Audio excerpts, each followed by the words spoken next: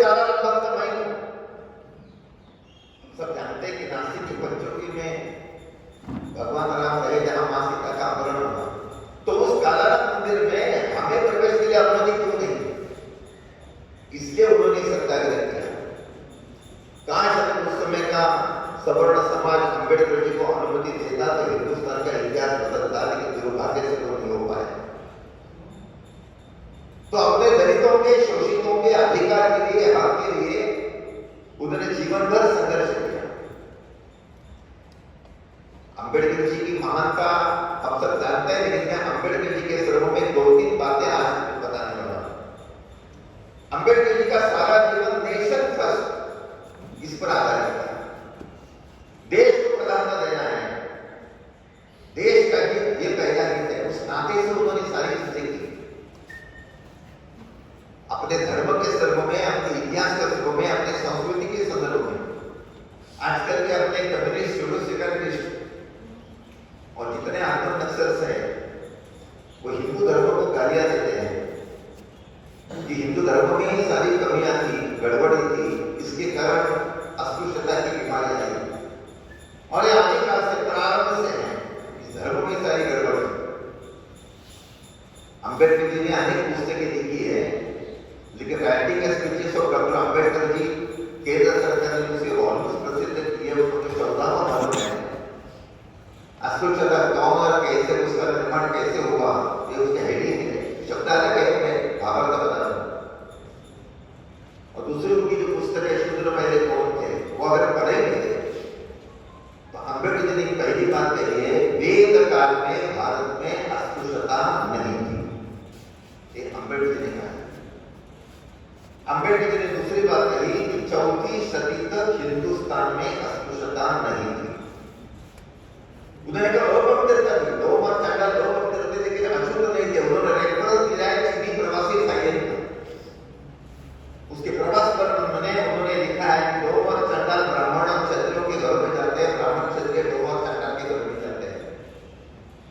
अंबेडकर ने तीसरा संदर्भ दिया है 6वीं सदी में एक संस्कृत साहित्यिक हो गए, उनका नाम था बाणभट्ट। बाणभट्ट के उपन्यास है, उस उपन्यास का नाम है कादंबरी। कादंबरी का जो नायक है वो क्षत्रिय राजा है। उसका ब्राह्मण अमात्य उसको कहता है कि राजा अपने राज्य में एक चांडाल राजा है, उसकी राजकन्या है। अंबेडकर जी लिखते हैं कि वो चांडाल राजा कर रहा है, राजकन्या कर रहा है। एक चांडाल आदमी ऐसे शब्द प्रयोग नहीं है, चांडाल को भी सम्मान है। तो वो अत्यंत सुंदर है, 15 साल की है, और उसके पास संस्कृत में बोलने वाला, जिसको वेद भी वो बोल सकता है, ऐसा वैश्व का नाम का होता है। तो राजा ने दोनों को दरबार में बुलाना चाहिए, उनका स्वीकार करना चाहिए। तो राजा कहता है जाइए, उसके घर पे जाकर निमंत्रण दे दो। तो वो ब्राह्मण अमात्य उसके घर पे जाता है, उनको निमंत्रण देता है। दूसरे दिन चांडाल राजकन्या तो सही दरबार में आती है, राजा उनका स्वीकार करता है। अंबेडकर जी ने अपनी पुस्तक में 3 पेजेस भर के उसका सारा वर्णन किया है। और अंबेडकर जी उसमें लिखते हैं, अगर चांडाल राजा होते तो ब्राह्मण अमात्य उनके घर में कैसे जाता, और उस समय अगर चांडाल राजा होते तो चांडाल राजकन्या राज दरबार में कैसे आ सकते। फिर अस्पृश्यता कैसे आई, तो उसका बहुत कुछ चीजें लिखी है उन्होंने, अभी वो लंबा विषय हो जाएगा। पर ये सारी बातें जो अंबेडकर जी लिखी है महत्व की। चौथी बात अंबेडकर जी ने कही, मैं भी बोलता मुंबई का हूं। अंबेडकर जी कहते हैं कि हम महाराष्ट्र के हिंदू पहले होता वो समाज था, और महाराष्ट्र के मराठा क्षत्रिय मैंने शरद पवार हमारे सभी के गोत्र एक है। दूसरा उन्होंने कहा कि पंजाब के सवर्ण जट सिंह और पंजाब के अनुसूचित जाति के महाजनी सिंह, इनका भी गोत्र एक है। फिर आगे जाकर अंबेडकर जी कहते हैं कि भारत का सवर्ण समाज और अनुसूचित समाज सभी देश राज्यों में अगर उन्हें गोत्रों की अगर जानकारी लेंगे तो ध्यान में आता है कि इनके सभी के गोत्र समान है। और फिर आगे का वाक्य अंबेडकर जी कहा है, अगर हमारे गोत्र समान है तो इसका अर्थ ऐसा होता है कि 3000 साल पहले, 4000 साल पहले हमारा सभी का पिता एक था। तो फिर हमें वो प्रश्न पूछते हैं कि बीच में ऐसा क्या हुआ कि उसका एक बार सवर्ण समाज में गया, दूसरा बार अंबेडकर जी को अगर ज्यादा जीवन मिलता तो उसमें वो प्रकार जाते। अंबेडकर जी ने चौथी बात लिखी है, and that is the historical, बहुत जबरदस्त महत्व की है। अंबेडकर जी कहते हैं कि भारत में सारे सवर्ण, सारे बीसी, सारे SC, ST, NT, we all are belonging to the one race, हम सभी का वंश एक है। और उसके बाद अंबेडकर जी ने एक वाक्य कहा जिसका हम सभी ने जबरदस्त पैमाने पर प्रचार प्रसार करना चाहिए। अंबेडकर जी ने कहा, आर्य बाहर से आए 100% झूठ है। ये बात सबसे पहले 125 साल पहले पूजनीय स्वामी विवेकानंद जी ने कही, और उसके बाद 90 साल पहले पूजनीय डॉक्टर बाबा साहब अंबेडकर जी ने कही। संघ ने बाद में कही, उसमें संगत आई।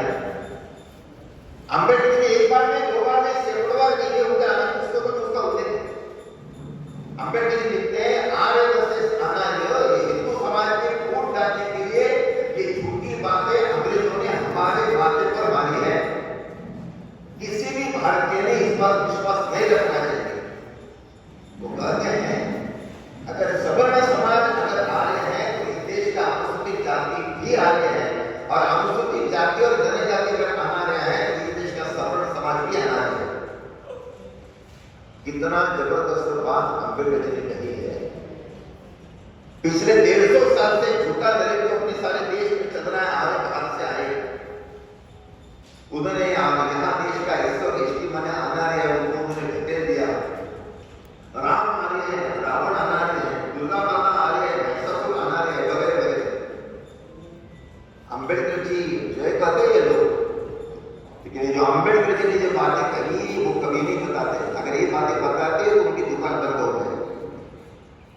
लेकिन ये सारी बातें अंबेडकर जी ने कही है, और इसका प्रचार प्रसार बड़े पैमाने पर होना चाहिए। ये जिम्मेदारी हमारी सबकी। मैं अपने केंद्र सरकार ने जो नई शिक्षा नीति लाई 3 साल पहले, उसका मैं अभिनंदन करता हूं, क्योंकि पिछले साल 6वीं और 7वीं की जो हिस्ट्री की पुस्तक आई, तो अपने भारत में 150 साल के बाद पहली बार इतिहास के पाठ्य पुस्तकों में आर्य बाहर से आए इसका उल्लेख नहीं। अंबेडकर जी की आत्मा उस वर्ग में निश्चित रूप से आनंद हुआ होगा। अगर ये बात प्रचारित हो गई तो अपने देश में एक पॉजिटिव नैरेटिव निर्माण हो जाएगा, अनेक चीजें बदलेगी, रेवोल्यूशन हो जाएगा वैचारिक संदर्भ में। ये सारी बातें हम सभी ने ध्यान में रखनी चाहिए। अंबेडकर जी ने एक पुस्तक लिखी है, थॉट्स ऑफ पाकिस्तान, पार्टीशन के पहले। या बोलने में कोई संकोच में नहीं करता हूं।